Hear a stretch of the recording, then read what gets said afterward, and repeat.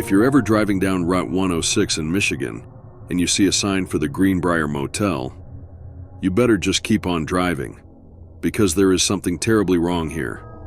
And the last thing I would want is for more people to die. I started working at the Greenbrier Motel a week ago. It wasn't a dream job by any standards. Night shift at the front desk, checking people in and out, doing some inventory in the back. I like the peace and quiet though. As a little rundown motel on a stretch of isolated highway in Michigan, it gave me a lot of time to read and play computer games on the clock. It also helped that the owner, Frank, didn't seem to care I was a high school dropout with a rap sheet.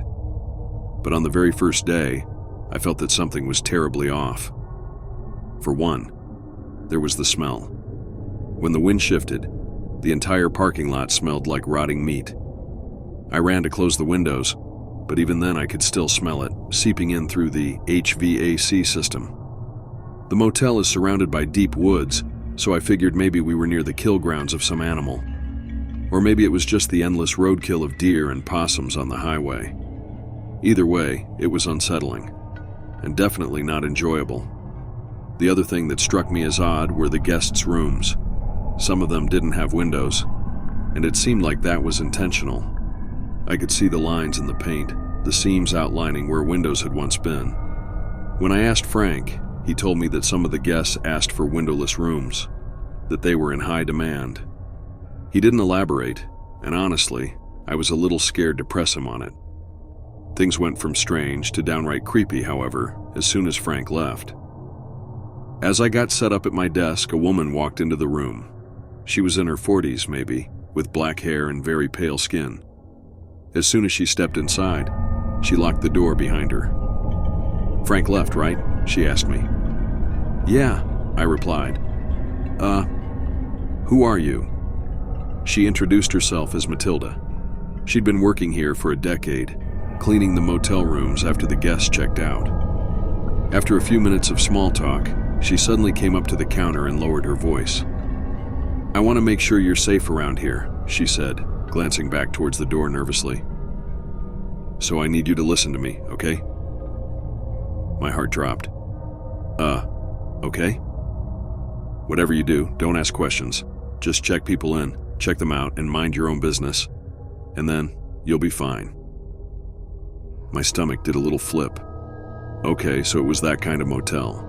Illegal business of multiple kinds, probably, all being conducted under our dilapidated roof. What if the police come? Will I be arrested too?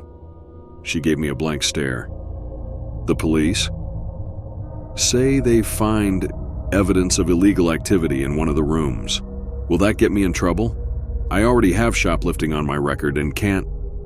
She shook her head. Don't worry about the police. Just don't ask questions. And don't make eye contact or look at their faces for too long. I swallowed. They don't want witnesses. They don't want me to be able to pick them out of a lineup, I thought. Okay, I won't ask questions, and I won't look at them for too long. Got it.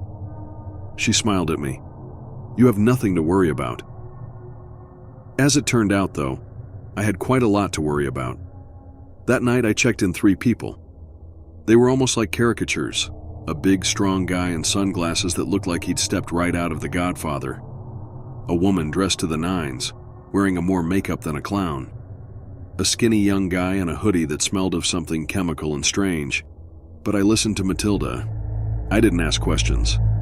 I didn't even ask the questions I should have been asking, like when hoodie guy gave me an ID that was clearly fake. Don't ask questions and you'll be fine. I kept repeating that to myself, and I kept my eyes glued to the computer screen, never even glancing up at them. When it hit midnight, I assumed the rest of the night would be smooth sailing. On this lonely stretch of highway, it was unlikely anyone else would check in. I pulled up Minesweeper and played some music on my phone. My peace and quiet, however, was interrupted by the door swinging open. At 2 a.m., I glanced up to see the guy in sunglasses, the guy who looked like he'd stepped out of The Godfather. Oh no, I should have locked the door. I swallowed and kept my eyes glued to the computer screen as he approached. "Can I help you?" I asked, watching him in my peripheral vision. Do you have any razors for purchase? I froze. Razors? At 2 a.m.? I instantly got a mental image of him slashing someone up in his room. Blood all over the sheets, soaking into the carpet. No, we don't have any razors, I said, keeping my eyes on the computer screen. Can you just check in the back, please? I swallowed. I really didn't want to go check. As soon as I turned around, he could do anything. Pull out a gun, tackle me, force me into a chokehold and keep me hostage. But refusing him was just as bad, if not worse. It might make him mad. Really mad. I sat there staring at Minesweeper on the screen, weighing my options, paying close attention to him out of the corner of my eye. And that's when I saw it. There was something off about this guy. His sunglasses looked like they were slightly too low on his face, like the eyes they were covering weren't in quite the right place. And not only that, but I couldn't see his eyebrows poking above the frames or the contours of his brow ridge. Everything above the glasses was perfectly flat and smooth, like he had no eye sockets at all. Can you check in the back, please? He asked again, his voice taking on an annoyed tone. Yes, sure. I sprung out of the seat and ducked into the back storage area. I quickly glanced over my shoulder to make sure he wasn't following me, but he wasn't. I had half a mind to just stay there, hiding out in the back storage room, until I heard his voice calling me. Did you find them? He sounded angry, approaching furious. Thankfully, I did find a few packaged razors next to some spare toothbrushes and soap we kept. I grabbed them and handed them over, keeping my eyes trained on the floor. Thank you, he said, sounding pleased. And that was it. He turned around and left. As soon as the door shut, I ran over and locked it. I closed the blinds and sat back down at the front desk, my heart hammering in my chest. All I could picture were the strange contours of his face. And as I sat there, I realized something. All three guests that I'd checked in since the start of my shift, the Godfather guy, the makeup woman, the hoodie guy, had something covering their face or head. I mean, I wasn't exaggerating about the woman having enough makeup for a clown. She was wearing foundation so thick that it cracked around the corners of her eyes and lips, and wore false eyelashes so long they gave the appearance of spider legs. And hoodie guy had kept his hood pulled so tightly over his head that his ears and hair weren't visible. It was like they all had something to hide. Morning couldn't come soon enough. As soon as the day shift workers arrived, I got the hell out of there. I floored it back to my house and slept for a long time, my sleep plagued with nightmares of faceless people and spidery eyelashes. Then it was time to go back to the motel for night number 2. Thankfully, it was a quieter night. Although the vacancy sign glowed brightly in the darkness, no one checked in during my shift. They must have all come earlier, during the day shift. I locked the door, sat down with a cup of coffee, and enjoyed getting some reading done in the quiet. Unfortunately, the quiet didn't last long. Around midnight, I heard a loud slam from outside. I threw my book down and ran over to the window. The door to room 16 was wide open. I looked around. Nobody appeared to be outside. The parking lot and the sidewalk were empty. The room itself was dark. None of the lights were on. I walked over to the computer and looked up the room. To my surprise, no one had booked it for tonight. Should I go out and close the door?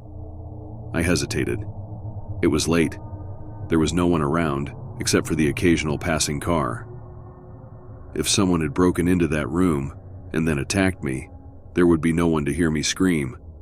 So I kept the door locked tight and accessed the security camera feed instead. As I rewound it, I saw what happened. The door had opened, and then a woman had walked out of it. I couldn't see her face, just her long dark hair. She then disappeared into room 22. I checked room 22 on the computer and saw it was booked to a woman named Cassandra Johnson. I frowned. Looked like Cassandra might be going into our vacant rooms and possibly stealing stuff. Matilda must have forgotten to lock up the room after she cleaned it. I sighed, opened the door, and began walking towards the open room. I thought of knocking on room 22, but then thought better of it. Keep your nose out of other people's business. I'd just lock up room 16 and go back to the lobby, like a good little employee. I walked towards to the open room, but as soon as I got close, a horrible smell wafted out of the room, like something rotting, decaying. My stomach turned. What did Cassandra do in there? Throw up? Stash all her garbage in there? I reached into the darkness of the room. Bracing myself, I flicked on the light.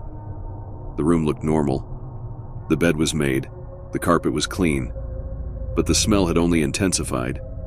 I pinched my nose as I glanced around, starting to feel nauseous, and then I saw it. There was something on the carpet, just barely poking out from the other side of the bed. What is that? It was tan and folded over itself, like a beige sheet or pillowcase had been bunched up on the other side, but all our sheets were white. I stepped into the room, my heart pounding in my chest. "Hello?" I called out. Nothing. The smell got even worse as I approached the bed. Nausea washed over me. I forced myself to keep going, pinching my nose, swallowing down the urge to throw up. I peered over the side of the bed and froze. There was a pile of beige, slightly translucent material folded over itself on the other side, but I instantly recognized certain shapes attached to it. Awfully familiar shapes, like 5 fingers resembling a glove made of skin poking out from under one of the folds. It looked like someone had shed their skin. I stepped back, my legs shaking underneath me. No. There's no way. It can't be.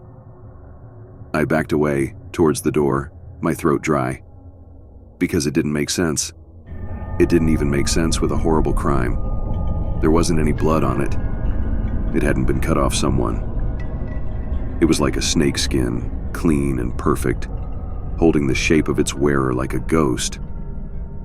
I ran out of the room and saw, walking towards me down the sidewalk, the woman from room 22. Strands of her dark straight hair hung over her face, but I could tell, through her hair, that there was something wrong with her face. Her eyes, her lips, were in slightly the wrong position.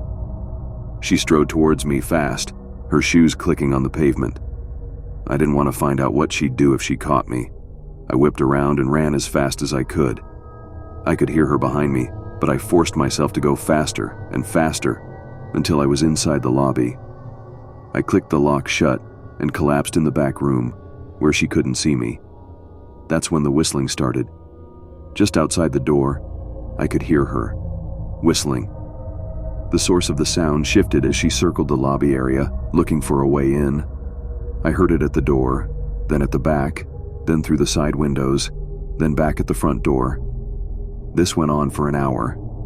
Finally, the whistling faded, but I didn't move.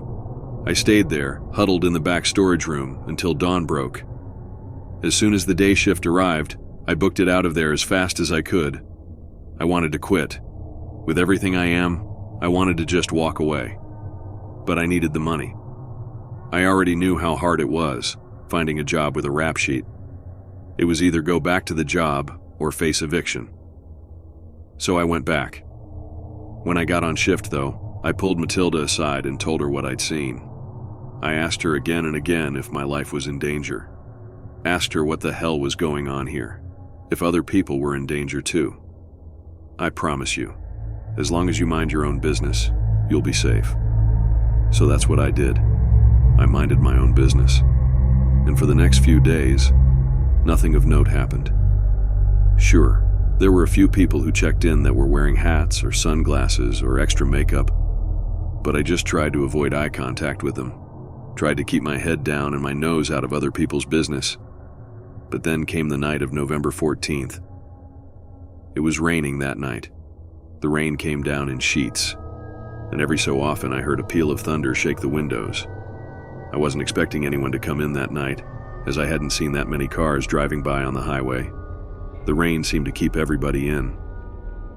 But then I heard a knock. When I looked up, I saw a man staring in the window. A chill ran down my spine. He was wearing a hoodie that hid his head and kept his face mostly in shadow. and he was rather aggressively banging on the window, like he was in a hurry. I grabbed the mace I kept under the counter and slipped it into my pocket. Then I approached the window. "Do you have any vacancies?" he asked in a low voice, barely audible above the pounding rain. The vacancy sign glowed brightly behind him. There's no way he could have missed it. "Yeah, come on in," I said, unlocking the door with one hand and gripping the mace in my pocket with the other. He stepped inside. Rain dripped off his jacket and onto the floor. I barely glanced at him, turning around and walking back around the counter. Then I sat down at the computer, keeping my eyes fixed on the screen. In my peripheral vision, I could see him, leaning over the counter, his face only about a foot or two from mine, so close that I could smell the stale, mothball odor coming off his clothes, so close I could hear drops of water plopping onto the counter from his sleeve. "Can you go faster?" he asked, his voice raspy in his throat. "Sorry, sir, I'm going fast as I can," I replied, my heart starting to pound. "It's an old computer." My fingers slipped on the mouse as I rushed to click the buttons. "I don't have all day," he growled, looming even closer to me. I wanted to look at him. My eyes were itching to glance up at the man that was 6 inches from my face, but I forced myself to stare at the screen. Whatever the hell was going on here, I was not going to be a witness. I was not going to look up and find myself face to face with a Smith & Wesson. "Your name?" I asked. As soon as the words came out of my mouth, I froze. I needed a name to book the room. That's all. But maybe he wouldn't see it that way. Maybe I wasn't supposed to ask for names. Maybe that was part of Frank's understanding with certain guests. Thankfully, nothing happened. After a second of hesitation, he replied, "Daniel Jones." The name struck me as fake. Common first name, common last name. But who even cared at this point? I typed his name into the system and completed the booking process. He paid for the room in cash, which was another unnerving detail, but I tried not to worry about it. I turned my back and took a key off the hook. "Room 7, I said, handing it to him. He thanked me and then waited by the door. I waited for a minute, then 2, but he didn't leave. "Do you need something?" I asked, careful not to make eye contact. "Can you escort me to my room?" Oh, hell no. There was no way I could go out there, in the middle of the night, with this creepy guy. That was like a death sentence. I glanced out the window and spotted his car, a beat-up sedan, in one of the nearby parking spaces. The murder scenario played out in my head.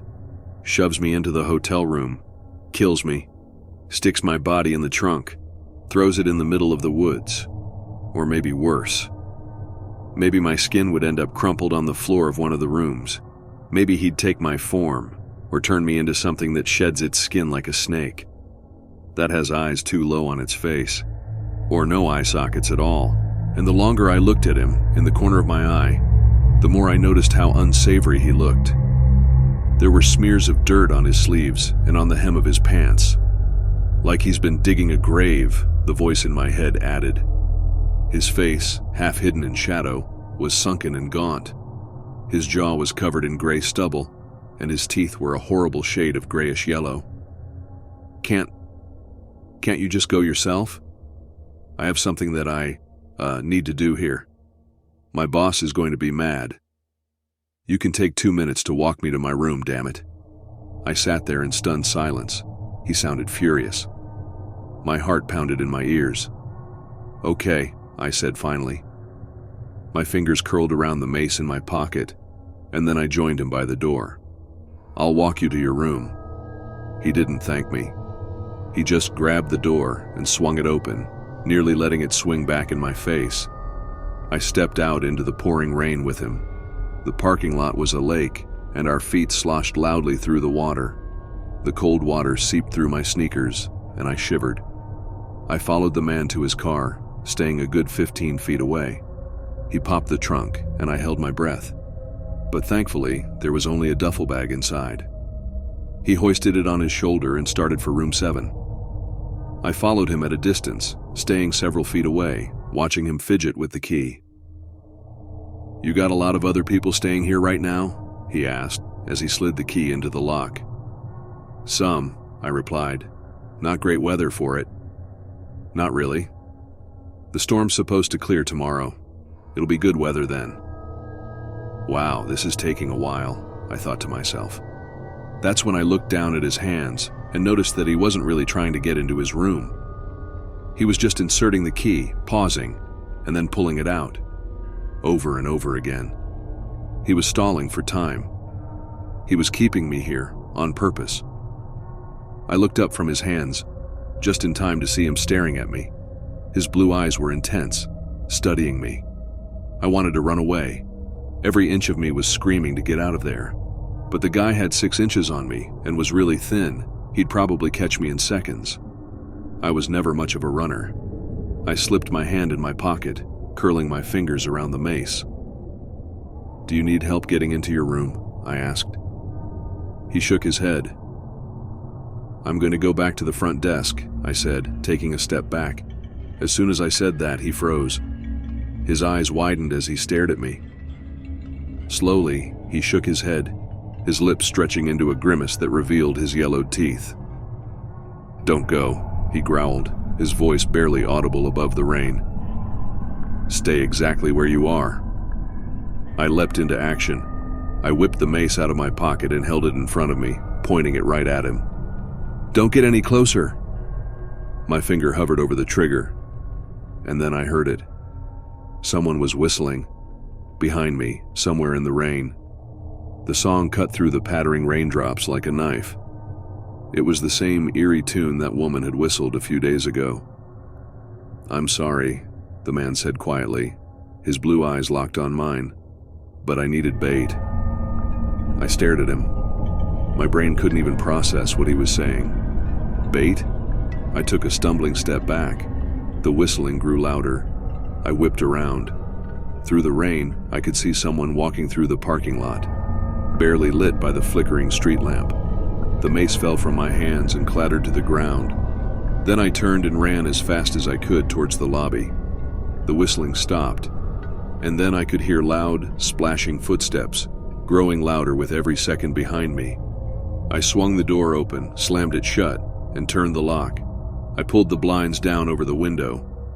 Panting, I parted them with my fingertips and peered out into the night. There was a woman standing in the parking lot. The same woman I had seen a week ago. Her hair and clothes were drenched with rain. But she was smiling, this big, lopsided grin that sent chills down my spine. And her eyes were strange, wide and wild, incredibly light blue. In the darkness, it almost looked like she didn't have irises at all, just 2 pinholes for pupils, staring right at my door. "No, no, no." She took a step forward. I ran over to my desk, grabbed my cell phone, started dialing 911. Come on. 911, what's your emergency?" "I'm at the Greenbrier Motel, and there's this guy and this weird woman." Thump. I was cut off by a loud thump nearby. I ran to the window and peered out. The man who'd booked room 7 was running towards the woman. He was holding something up in the air, a short dagger gleaming silver in the rain. "He's attacking her!" I screamed into the phone. The woman's face changed. Her features twisted. Her grin crept up to her eyes. Her arms crackled and stretched. She blinked, and her eyes turned pure white. Her body twisted unnaturally at the waist, so that she was facing the man. With fast, jolted movements, she leapt at him. Within seconds, he was dead. She stood on all fours above him, her knees bent the wrong way, her fingers far too long. With another horrible crackling sound, her neck stretched out 2 feet long, twisting and serpentine. And then she looked at me. I leapt away from the window with a scream. "What's happening?" the operator asked me. "Sir, please tell me what's happening." I opened my mouth, tried to speak, but only a squeaking sound came out. By the time I made it back over to the window, the woman was standing there, looking down at her kill. She looked normal. Then she stepped over his body and walked towards the rooms. To my horror, she pulled out a key and opened room 22. Then she disappeared inside. The police arrived a few minutes later. In strings of gibberish, I begged them to check room 22, that something horrible was lurking inside. But then they knocked on the door. A completely normal-looking woman opened it. I watched from the lobby. I couldn't hear that much of their conversation over the pouring rain, but they weren't arresting her, weren't accusing her. They seemed to just be having a friendly conversation, asking her what she'd seen. Then they thanked her and came back to me. "We'll need to see the security tapes from tonight, please," the officer said, in an accusing tone. But when I showed them the tapes, they got quiet. One of the officers made a call to someone, saying something about an infestation. The other two officers ushered me out into the lobby, their faces grim. They told me not to leave as they talked among themselves in hushed voices in the corner of the room. Then they approached. "You didn't see anything tonight," the tall man said, leaning in close. "You got that?" But what about—" "Listen to me very carefully," he interrupted, lowering his voice. "You didn't see anything, just like you never shoplifted in your life." "What? You understand me?" he asked. The silence stretched out between us. "Yeah, I got it," I said, my voice wavering. "I didn't see anything. I left the motel and never went back. I planned to never speak of what I saw, to keep my mouth shut, just like they told me to. But after losing many nights of sleep, I realized that I need to warn people. I need to warn you. I can't have another person dying because of these things, whatever they are. So I beg you, if you're driving through Michigan and see that there's a vacancy at the Greenbrier Motel, keep driving.